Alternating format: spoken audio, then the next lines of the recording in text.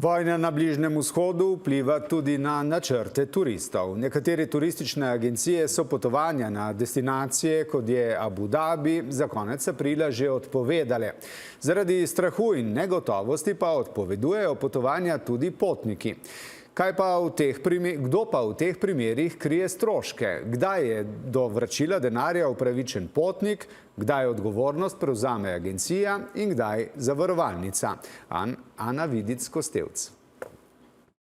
Si ljudje ob nadaljevanju konflikta na Bližnjem vzhodu še upajo na potovanja? Mogoče zdaj v tem trenutku ne, glede na trenutno situacijo, ampak čez par mesecev ali pa čez pol leta pa ne vem, verjetno se bo že kaj spremenilo. Bi si upal leteti, mislim, kaj plane? Dubaj zagotovo ne bi, zato grem pa na Tajsko čez Turčijo.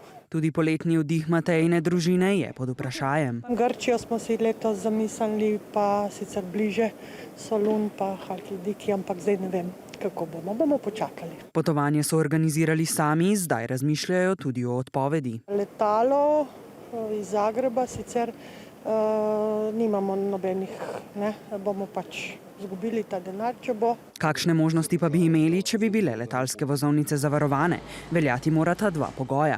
Zavarovalna polica je morala biti sklenjena pred začetkom konflikta in še. Območje oziroma država, kamor potnik potuje, je na listi Ministrstva za zunanje zadeve kot v smislu varnostnega opozorila.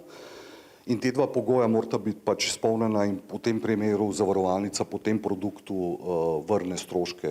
A to velja le za potovanja v bližnji prihodnosti. Če je nekdo kupil aranžma za 1. maja, bi šel v Dubaj, naprimer, mu danes še ne moramo povrniti stroškov, treba je počakati, če se bojo zadeve umirile. V primeru organiziranih potovanj se turistične agencije odločijo, kdaj je treba odpovedati celotni aranžma. Za potnika je najboljše, da pasivno počaka.